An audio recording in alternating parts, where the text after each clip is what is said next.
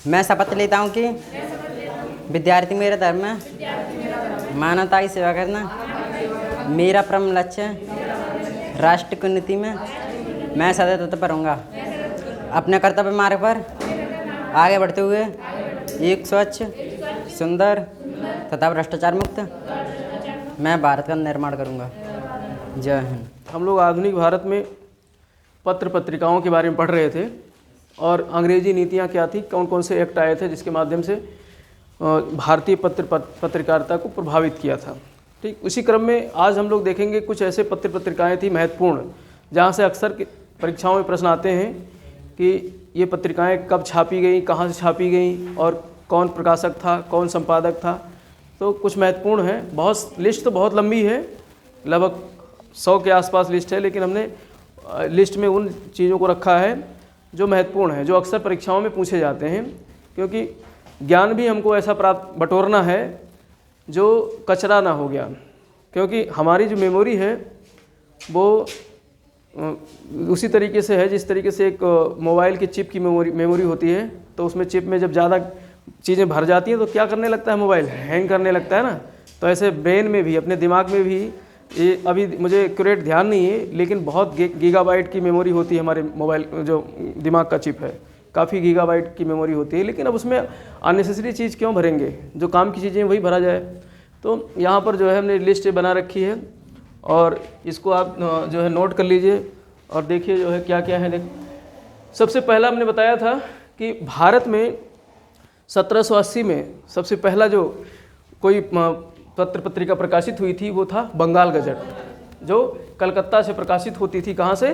कलकत्ता से 1780 में। और ऑगस्टस हिक्की, किसने प्रकाशित किया था? ऑगस्टस हिक्की इसके संपादक हुआ करते थे। ठीक है, तो यहाँ से प्रश्न अक्सर आता है। ये सबसे पहली पत्रिका थी भारत की, सबसे पहले जो है पत्र पत्रिका समाचार पत्र था बंगाल गजट, और उसे प्रकाशित किया था ऑगस्टस हिक्की ने।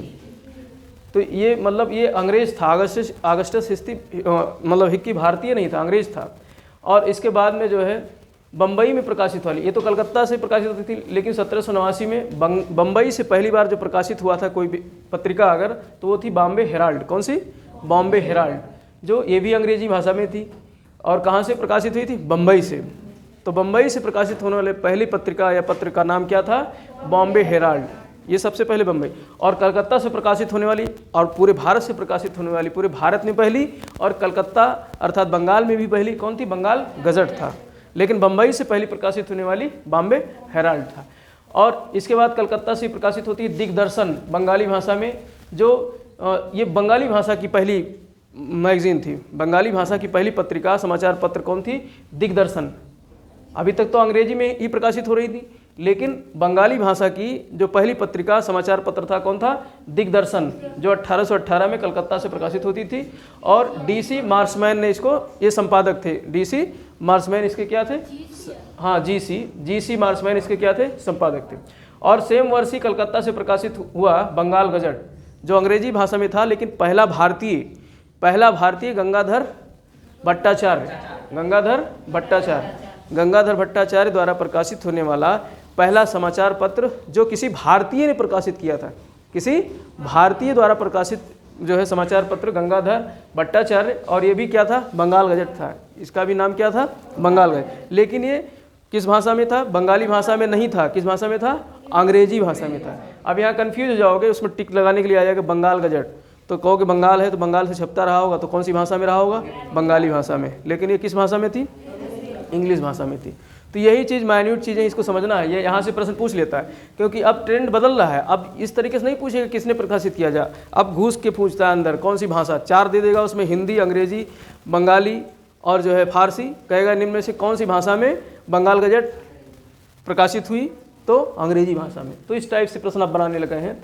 और 1821 में ये महत्वपूर्ण है, राजा राम मोहन राय की पहली मैगजीन जो छपी संवाद कौमुदी, जो किस भाषा में थी? बंगाली भाषा में थी। संवाद कौमुदी बंगाली भाषा में।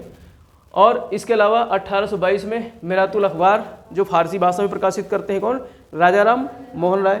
तो राजा राम मोहन राय की और भी तमाम पत्रिकाएं थी, तमाम पत्र थे, लेकिन 2 महत्वपूर्ण हैं जो प्रश्न आते हैं एग्जाम में, संवाद कौमुदी और मिरातुल अखबार। मिरातुल अखबार मिरातुल नाम से याद रखना, फारसी भाषा में थी। किस भाषा में थी? फारसी भाषा में। और संवाद कौमुदी बंगाली भाषा से। ये भी कहाँ से प्रकाशित होते हैं? कलकत्ता से। ये भी कहाँ से? तो देखो, कलकत्ता एक गढ़ था, समाचार पत्र पत्रिकाओं का कलकत्ता क्या हुआ करता था? गढ़ हुआ करता था। और हिंदी भाषा की सबसे पहली जो मैगजीन, पत्रिका, समाचार पत्र जो प्रकाशित हुई थी, उदंत मार्तंड, जो 1826 में, ये भी कलकत्ता से प्रकाशित हुई थी। और जुगल किशोर ने इसके संपादक कौन थे? जुगल किशोर। तो इसके संपादक कौन थे? जुगल किशोर, जो कि कहाँ से प्रकाशित किए? कलकत्ता से। लेकिन किस भाषा में प्रकाशित हुई थी? हिंदी। तो हिंदी भाषा की पहली जो है पहला समाचार पत्र उदंत मार्तंड था। ये प्रश्न अक्सर आता है, अपनी भाषा की है तो अपनी भाषा के बारे में जानना जरूरी है। तो उदंत मार्तंड जो हिंदी भाषा में प्रकाशित होने वाली आधुनिक भारत में, मतलब जो छापे खाने से, वैसे तो इसके पहले तमाम किताबें लिखी जाती थी, लेकिन वो सब पांडुलिपियाँ होती थी, हाथ से लिखी हुई पांडुलिपियाँ थी, लेकिन ये छप रही हैं छपाई मशीन से। और इसके अलावा 1838 में बम्बई छपती है बॉम्बे टाइम्स। कौन सी Times? Bombay Times, Thomas Batten. अब ये मैंने इसलिए लिख दिया है कि ये समाचार पत्र आज भी छप रहा है। बॉम्बे टाइम्स समाचार पत्र आज भी छप रहा है, जो टाइम्स ऑफ इंडिया के नाम से छपता है। 1861 ईस्वी में इसका नाम बदल करके रख दिया गया times of India, the times of India. अंग्रेजी भाषा की समाचार पत्र है, आज भी अंग्रेजी में छपता है। तो ये था 1838 से इसका इतिहास है, इसलिए इसको लिख दिया यहाँ पर, क्योंकि जो टाइम्स ऑफ इंडिया आज के समय का है, लोग पढ़ते हैं। सिविल की तैयारी करने वाले भी जो द हिंदू पढ़ते हैं, इसके साथ साथ में ये टाइम्स ऑफ इंडिया भी पढ़ते हैं। तो द टाइम्स ऑफ इंडिया, ये इसका पुराना नाम क्या था? बॉम्बे टाइम्स था। तो यहाँ से भी प्रश्न आ जाता है कभी कभी। और 1861 में इसका नाम बदल करके कर दिया गया द टाइम्स ऑफ इंडिया। और इसके संपादक कौन थे? थॉमस बेटन। और ये भी अंग्रेजी में शुरू से प्रकाशित हो रही है 1829 से। और 1859 में प्रकाशित हुई थी बम्बई से ही राफ्त गोपटार। कौन सा? राफ्ट गोपटार। गुजराती भाषा में दादा भाई नौरोजी। दादा भाई नौरोजी के बारे में तो पता ही है, कौन थे? वयोवृद्ध नेता थे, भारत के वयोवृद्ध नेता। धन निष्कासन का सिद्धांत दिया था इन्होंने। इंग्लैंड डेप्ट टू इंडिया एक पत्र भी प्रकाशित किया था। कहाँ से? इंग्लैंड से। ठीक है, तो इन्हीं की किताब का क्या नाम था? मैगजीन का क्या नाम था? राफ्त गोपतार। और बम्बई से प्रकाशित होती थी। कहाँ से? बम्बई से प्रकाशित होती थी। और किस भाषा में? गुजराती भाषा। पहले बम्बई महाराष्ट्र वाला हिस्सा, गुजरात वाला, ये सब बम्बई कहलाता था। पहले गुजरात महाराष्ट्र नहीं था, पहले क्या था? बम्बई प्रांत हुआ करता था। और बम्बई प्रांत में गुजरात भी शामिल था, और वर्तमान गुजरात, वर्तमान महाराष्ट्र, ये दोनों शामिल थे। ठीक, तो इसलिए बम्बई से प्रकाशित होता था राफ्ट गोपटार। यहाँ से प्रश्न अक्सर आते हैं, ये ध्यान रखना कि राफ्ट गोपटार किसकी जो है मैगजीन थी या किसकी समाचार पत्र था? तो वो दादा भाई नौरोजी का, जिनको grand old man of India कहा गया, वयोवृद्ध नेता, भारत का वयोवृद्ध नेता भी कहा गया है। और इन्होंने धन निष्कासन का सिद्धांत भी प्रस्तुत किया था। और 1859 में कलकत्ता से प्रकाशित होती है सोम प्रकाश। कौन प्रकाश? सोम प्रकाश। और किस भाषा में? बंगाली। अब ये सोमरस पी करके प्रकाशित करते थे। कौन प्रकाशित करते थे? ईश्वरचंद विद्यासागर। तो खूब आग उगलते थे, मैंने बताया नहीं था, अंग्रेजी नीति के खिलाफ खूब आग उगलते थे।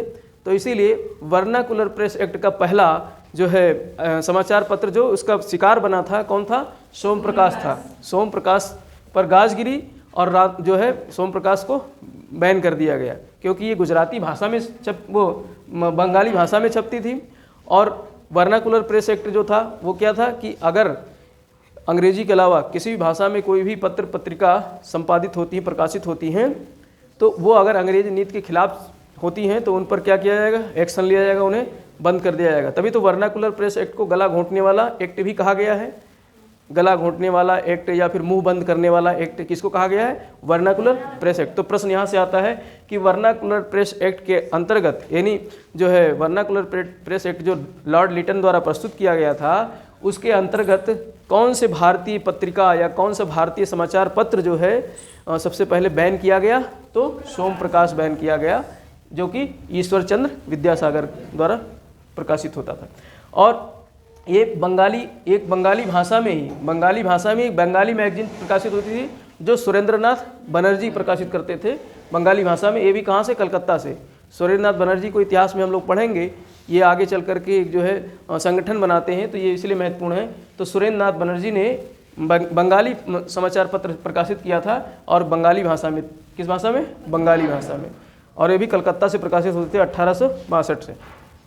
और 1868 में कलकत्ता से प्रकाशित होती थी अमृत बाजार पत्रिका। इसका भी अच्छा खासा मतलब इतिहास था, ये भी अंग्रेजों के खिलाफ काफ़ी छापता था, जो कि मोतीलाल घोष छापते थे। कौन छापता था?